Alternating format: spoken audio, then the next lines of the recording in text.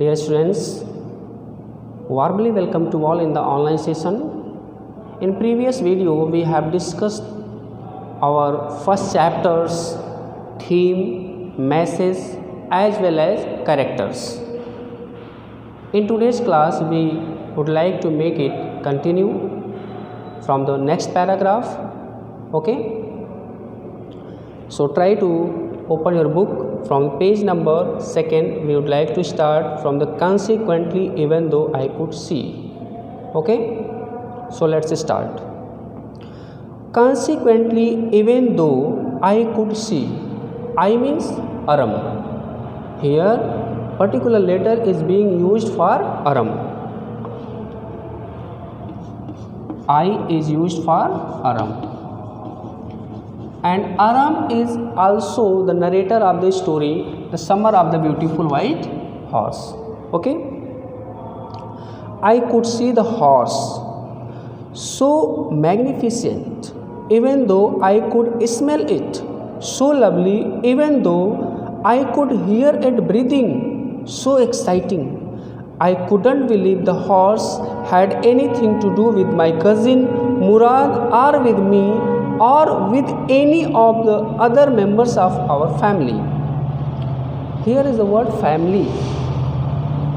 Okay, grammatically, in which noun it is being considered. If the question is being asked to you all that trace the kind of noun in the particular word family, the answer will be collective noun. The answer will be collective noun. Okay, now we continue. Asleep or awake, because I knew my cousin Murad couldn't have bought the horse, and if he couldn't have bought it, he must have stolen it, and I refused to believe he had stolen it. What did Aram realize, feel after seeing the beautiful, brilliant, majesty horse with Murad? It is being explained in the given paragraph. Consequently, as a result, resultantly, Aram was so excited, so curious. He was full of enthusiasm that he was seeing a horse, and that horse was so beautiful, so brilliant.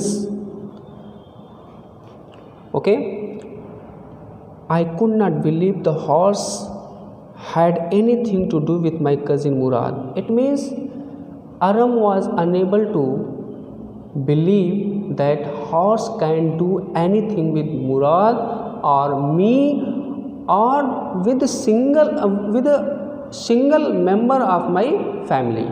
It means it was being concluded in the sense of Aram that horse cannot do. It means we cannot create mutual understanding with horse.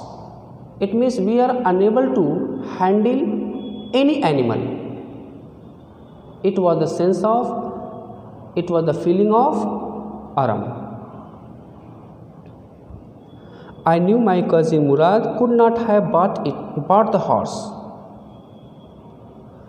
Aram concluded that Murad could not buy it from somewhere.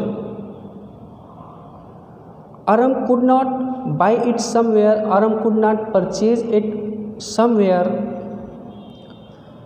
And if he couldn't have bought, if he did not buy it from somewhere, it must have stolen. Definitely, surely he had stolen it. It was the sense of, it was the feeling as well as result and conclusion in the sense of, in the mind of Aram regarding Murad. And I refused to believe he had stolen it. Firstly, he thought that this horse is being stolen from somewhere, but He could not believe it, because their family was being identified, recognized by honesty, trustworthy, morality, so that Aram was unable to believe that the horse is being stolen by Murad. Next, no member of the Gargolian family could be a thief. It was being mentioned in the above passage also. No member of the Gargolian family could be a thief. Not a single member of Gargolian family could be a thief. I stared first at my cousin and then at the horse. Firstly, Aram looked closely towards his cousin Murad and then towards horse. There was a reflection. He was absolutely shocked that what is going on here, what is going on in front of me, how a horse came here, because we are unable to purchase it, we are unable to buy it, then how it came here?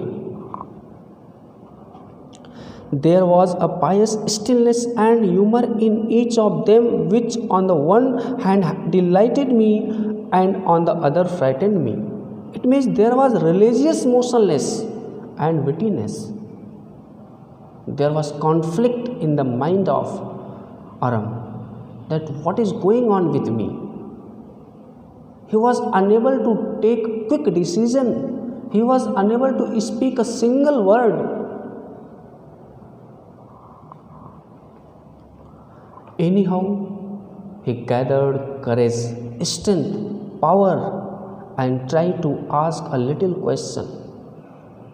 Murad, I said, means Aram, I said, where did you steal this horse? From where did you steal this horse? ये घोड़ा आपने कहाँ से चोरी किया हुआ है? This question was being asked by Aram to Murad. Murad listened the question but did not pay attention to the question. He didn't care. He ignored this question. He avoided this question and said, leap out of the window. He said, if you want to ride, leave such kind of gossip. Don't waste your time. Jump out of the window if you are desired to ride on the horse. If you are desired, if you are wished to ride on the horse, do fast and jump out of the window. Then it was true. Then he had stolen the horse. Then Aram concluded, resultantly, this horse is definitely stolen.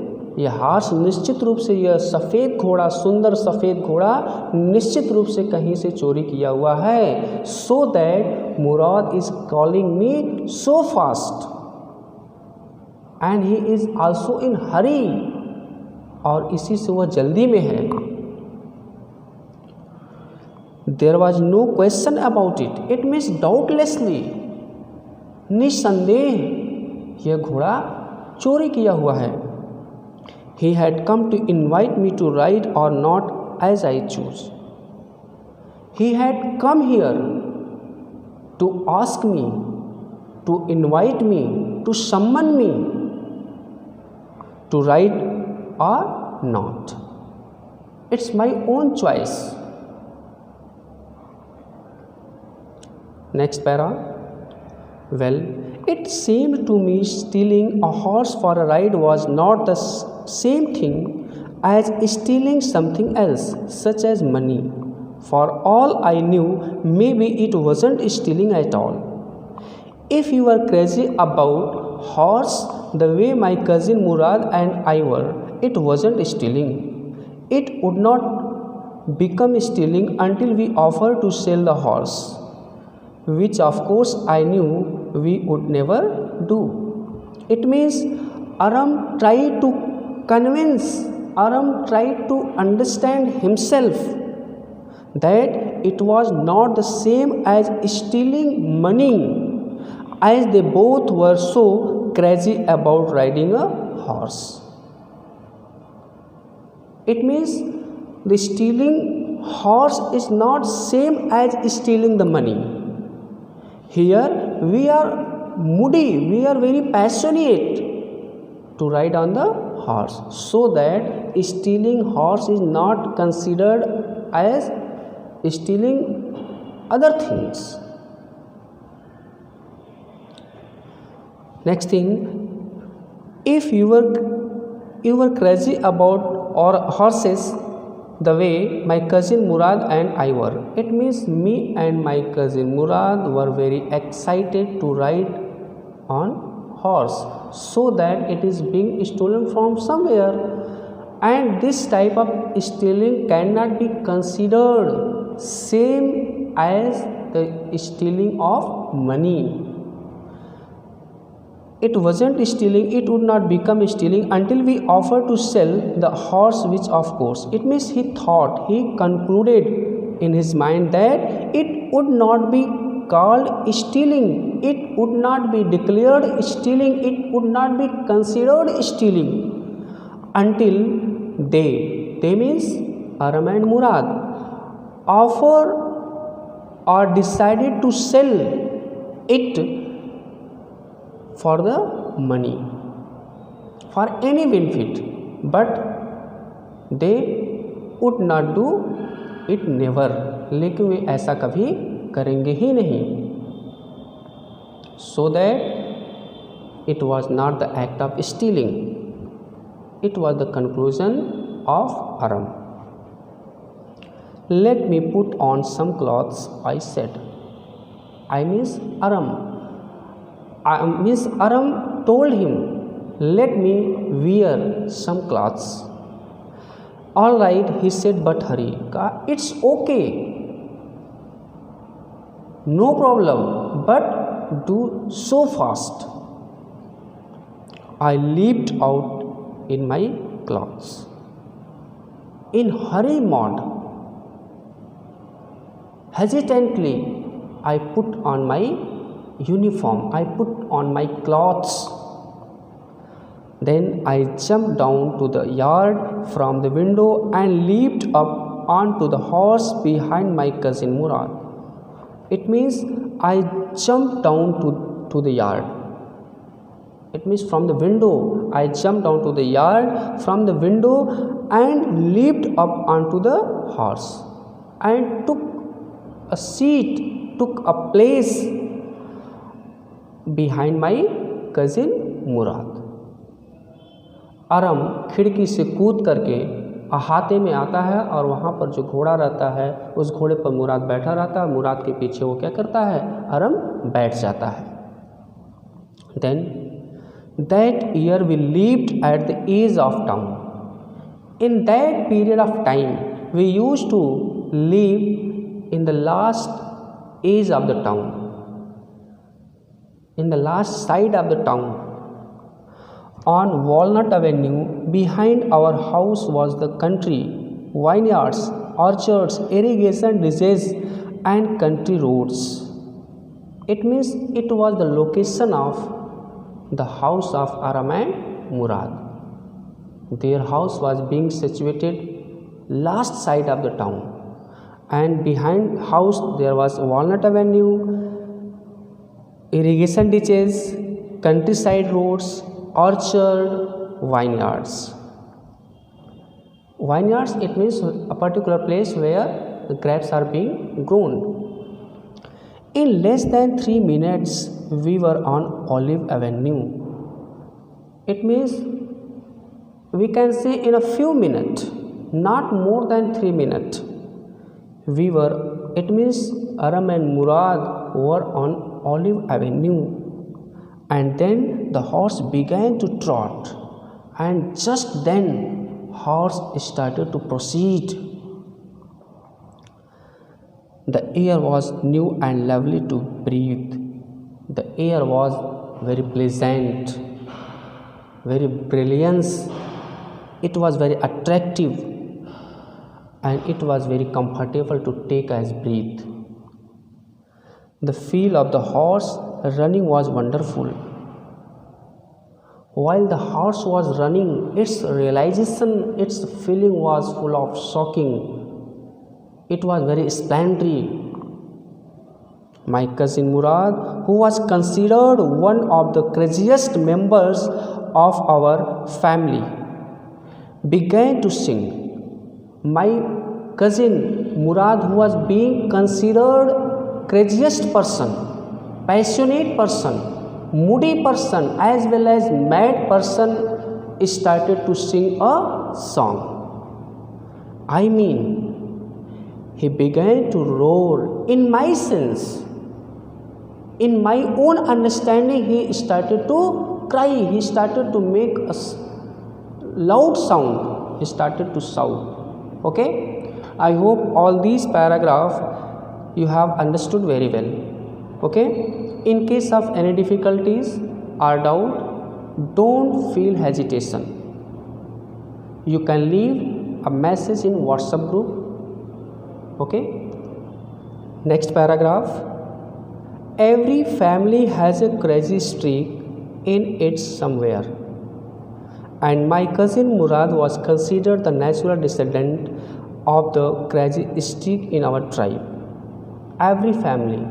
It means in further paragraph, in further passage, narrator tried to convey to all of us that every family has a moody, mad, passionate kind of person, and my cousin Murad was considered the natural descendant. It means in such way, in this way, Murad was also considered a crazy person in our own family. In our family, Murad was considered a streaky, crazy member of our tribe. Tribe means a community whose language, culture, civilization is same. Before him was our uncle Khusro.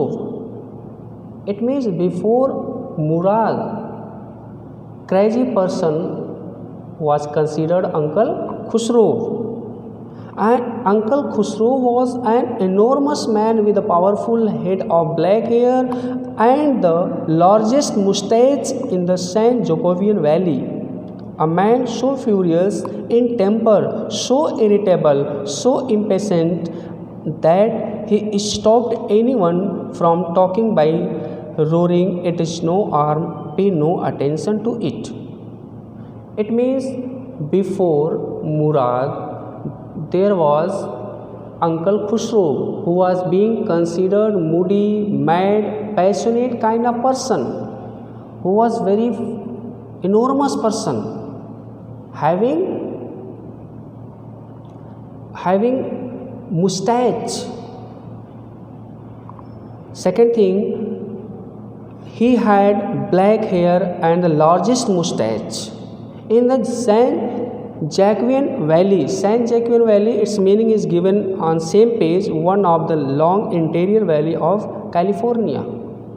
In that place, Uncle Khusro used to live. A man was so furious. It means he used to live always in temper. He was used to live always in anger. He had no patience. He was always patienceless. He was patienceless person. Become very anger on a little matter. And he used to say again and again, pay no attention to it. It is no harm, pay no attention to it. It was his dominant dialogue. He stopped any person to speak anything. Once again, there was Uncle Khusro having largest mustache. His dominant dialogue was pay no attention to it. It is no harm, pay no attention to it. He used to stop anyone to say anything. It means we can say he was like arrogant type of person. Next paragraph. That was all, no matter what anybody happened to be talking about. It means it was no matter. There was no understanding what a particular person is trying to say. Once it was his own son. Once upon a time, his own lad, his own son, are running 8 blocks to the barber shop where his father was having his mustache trimmed to tell him their house was on fire. Once upon a time, when Uncle Khusro was busy to ready his mustache, to decorate, to cut, to trim his mustache in the barber shop, there his lad arrived, passing 8 blocks, and told him that the house got fire. The house absolutely destroyed, it burnt at all. This man Khusro sat up in the chair and roared. It means Uncle Khusro did not pay attention to such a statement. He sat in the chair and roared, shouted, spoke in grave. It is no harm, pay no attention to it. There is no problem. No need to be careful about this. No need to care such things. Pay no attention to it. It means he repeated same dialogue. The barber said, then after barber said, but the boy says your house is on fire. After listening the boy, after listening the lad, after listening the son of Uncle Khusro, barber repeated same message that your house absolutely got fire. Your son is saying that the house got fire. You must go there in order to protect, in order to do something. So Khusro roared. In the same way, Uncle Khusro started to roar, spoke loudly, spoke in grave mode. Enough, it is no harm, I say. It's sufficient. Just I said, it is no harm, there is no problem. Let it fire. I hope all of you understood all these paragraphs. Now come to the next. My cousin Murad was considered the natural descendant of this man. It means my cousin Murad was considered same as Uncle Khusro in our family, in our tribe. Although Murad's father was Jorab, yet Murad was the son of Jorab, who was practical and nothing else, who was very practical person. That's how it was in our tribe.